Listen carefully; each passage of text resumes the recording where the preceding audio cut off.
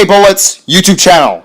Hurry up, now tell us why you're here. Starting at pole position is Lightning McQueen with Jeff Gorvette, who's outside. Row 2 has Kurt Bushtire, don't say the bad word, and Cal Weathers, who's outside. Row 3 has Jimmy Cables and Kevin Carvick, the car that's currently second in points. Row 4 has Denny Carlin and Bobby Swift, who's outside. I wonder what they're going to do. And row 5 has Brick Yardley and Carl Edwards, who somehow is in the top 6. Row 6 has Tony Gasworth and Clint Bokar. I wonder what Clint Bokar's going to do this race. Row 7 has the mean yellow car, Kyle Bushtire and Phil Tankson. Row 8 has Mike Yankee Jr. and Casey Corner starting on his outside. Row 9 has the jumper Jeff Burnton and the rocket Ryan Newcar. Row 10 has Martin Carrix Jr. and Greg Beeple starting on his outside. I wonder what they're going to do. And row 11 has Dale Earnhardt Jr. and Mark Carton, who have not done well the past few races. Row 12 has David Rudikar and Jamie McCurry, who's sometimes in the top 20. Row 13 has Moray Clutchburn and Brad Karslowski starting on his outside. Row 14 has Juan Pablo Montoya and Joey Logierno. Please don't become the mean orange car. Row 15 has David Raycar and Todd Marcus, who did not skip practice. Row 16 has Ernie Gearson, who won his last race in 2005, and Matt Karzith. Row 17 has Reb Meeker and T.G. Castlenut. Both have led laps this season. Row 18 has Chip Gearings and Brick Hicks, who are underperforming expectations. Row 19 has Rev Rodages and Jack DePost. I don't know why they're in this row. But row 20 has Marcus Kranksler and Floyd Mulvihill to his outside. Row 21 has Ryan Thunderbolt Jr. and Bruce Miller to his outside. And starting in 43rd is Dud Throttleman, the other jumper. And these 6 cars, among many others, failed to qualify for this race.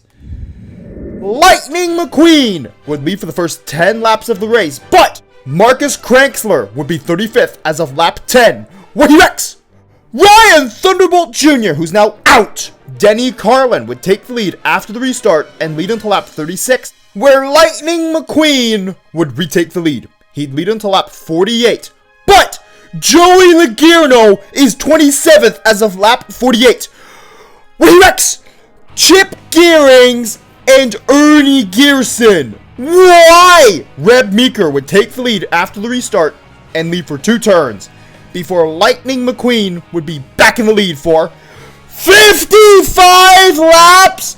How does any car lead for 55 consecutive laps? But on lap 104, Cal Weathers would take the lead. He'd keep the lead for 8 laps before Brick Yardley would take the lead from him. He'd lead for 3 laps before Lightning McQueen would retake the lead for 64 laps! How do you stay in the lead for that long? David Raycar would be out on lap 160 because he cut a tire. Phil Tankson would take the lead from Lightning McQueen and lead until lap 182, where Lightning McQueen retakes the lead, but only for 8 laps before Cal Weathers would retake the lead. He'd lead until lap 192 before Lightning McQueen would be back in the lead, leading all the way until lap 209.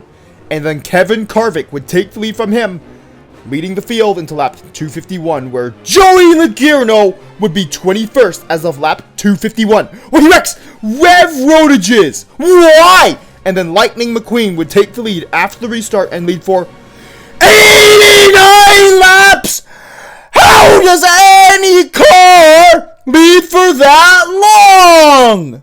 In the meantime, Joey Logierno would be 28th as of lap 314, when he wrecks Marcus Kranksler and Bruce Miller. Why? But Phil Tankson would be 20th as of lap 315, when he wrecks Joey Logierno.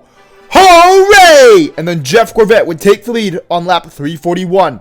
After lap 341, Lightning McQueen would be back in the lead and lead the final 8 laps to win the 2010 Boston 350. With Kevin Carvick finishing second this race, Jeff Gorvette third, Bobby Swift 4th, and Denny Carlin rounding out the top 5. The car that just missed out on finishing the top 5 is Cal Weathers, and Kurt Busch would finish 7th this race. He is the best finishing car to not lead a lap this race, and somehow his younger brother Kyle would be the last car in the top 10, with Brick Yardley just missing out. And Tony Gasworth is actually back in the top half of the field. And here's the rest of the field below the top 20. And unfortunately, Mark Carton and Dale Earnhardt Jr.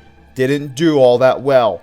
But Doug Throttleman is the last car to finish on the lead lap, finishing 35th this race. And he finished in the lead pack. Somehow, all the lead lap cars finished in the lead pack.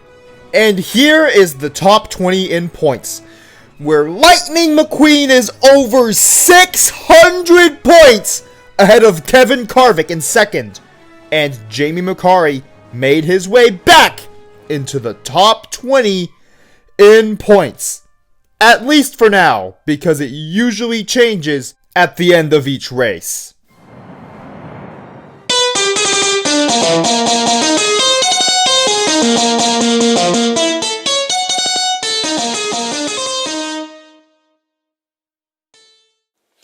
Remember to press the notifications button, which goes ring, ring, ring after you press it. And lightning strikes back, and that's as if you subscribed, of course. And thank you for watching this entire video. How is Lightning McQueen this good? Kevin Harvick is actually not doing too badly, yet he's over 600 points behind Lightning McQueen. And Matt Kenseth, who is 10th in points, has only led one lap this season and doesn't appear to try to lead any laps, as he has not spent very much time in second place either. And at least Kurt Busch did not say the bad word. And also, what happened to Ryan Newcar? He led no laps this race. Is he really the Rocket? He didn't start all that well, but the 24th race of the 2010 Piston Cup season will be coming out within the next week. Unfortunately, the 2022 Russian invasion of Ukraine is still going on, and the Ukrainian people are still suffering under a war that was unjustified. The Ukrainian people just want to live in peace and have freedom. But who stands in the way of this common dream across the world? The tyrant Vladimir Putin, who is not only bullying Ukrainians because he is taking over their country, but he is also bullying Russians into fighting this war.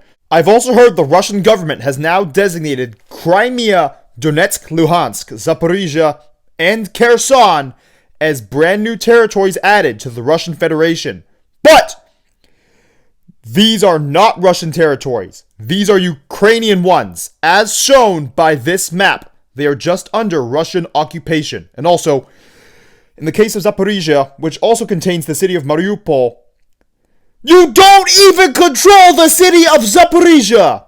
Despite the fact the Russians control most of the oblast. But we at the hashtag Geopolitical YouTube channel will continue to stand with Ukraine and recognize the internationally recognized borders of Ukraine, which include Kherson, Zaporizhia, Donetsk, Luhansk oblasts, and the Crimean Peninsula.